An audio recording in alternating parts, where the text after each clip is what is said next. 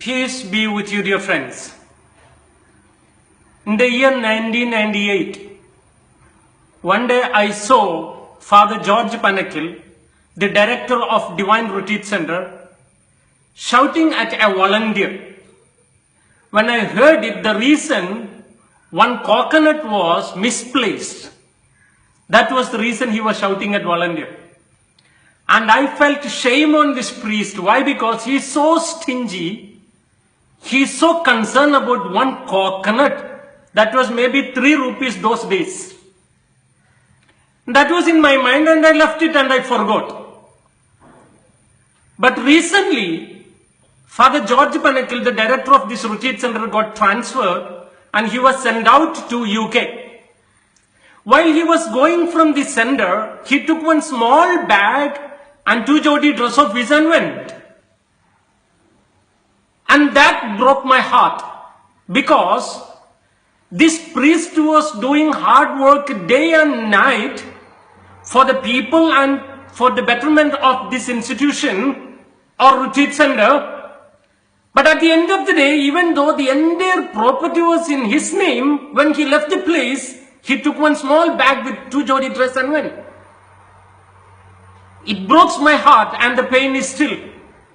Because when I walk in this campus, every trees and every plants and every drop of sand knows the smell of his sweating. That much he did hard work for this and we are enjoying. Then I began to think about Catholic fathers. Why do they suffer so much and at the end of the day they don't have anything that belongs to us? And then in the year 2012, first time I landed in Madrid. And when I landed there in Europe, my sponsor gave me accommodation in a priest home. Almost 100 fathers, all are above 75. They have a good accommodation and good food, I agree. But when I was sitting in refectory with them, I have noticed all the fathers are very gloomy, very lonely. So when I learned little Spanish, I began to talk to these elderly fathers and I asked one priest, why all are looking so sad? You know what he answered? Almost all of these people or these priests were in a good position when they were young. They were the principal of college or a school or, or they were in a good positions. But after their retirement, when they were sent out to this priestly home, they are lonely. Of course, they have all the facilities which is given by the diocese. But when it comes to their personal life, nobody to care and nobody to talk and nobody to visit them. And that also broke my heart. And I began to think about Catholic fathers and about their dedications.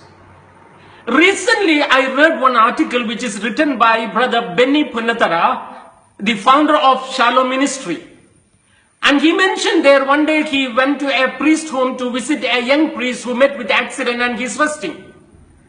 While he was talking to this young priest, he noticed so many elderly priests very gloomy and dull and sad.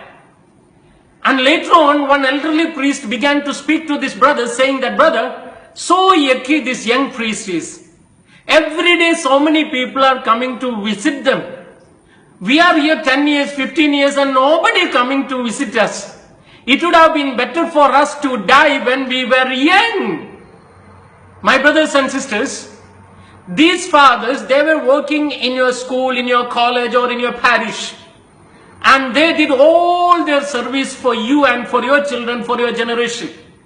But now when they became elderly, they are in priest home. And you're not going and visiting them and you're not talking to them. You don't even remember them. Of course, the diocese give them food and accommodation, I agree. But the consolation, they are waiting for their angel to take their soul to heaven every day. And don't consider them that they are useless for the church. When they are elderly, when they are in their priest home, in that age, when they are suffering in their disease and ailment, they are the saints and they are interceding for you and for me. I think they are doing much, much more for the church than the youngest. So, this brother Benny Punatara, at the end of his article he wrote, Do not consider them as waste, even though they are elderly, their suffering and their intercession is much, much more important for you and me. So if you know any family where there is a priest, please tell that family to go and visit this priestly home very often. And if you are in a parish and you know the priest who worked in your parish is in elderly home now, in the priestly home now because of age, you from the parish, you organize a tour and visit them. My brothers and sisters, those who are listening to me right now, if you know any family who has a priest in their family, please send this talk and inspire them to visit their priest, those who are in homes, priest homes, or sick. And if you know any priest who served you or your children in the school or in the college or in the parish, and if you know they are in aged home or they are in hospital, they are not well, they are in need of your moral support and your consolation, go and do a visit. Why I shared this today is just because of one word from Bible, that is Psalms 105 verses 15. Do not touch my anointed one, and do not do any harm for my prophets. May Almighty God bless you and peace be with you.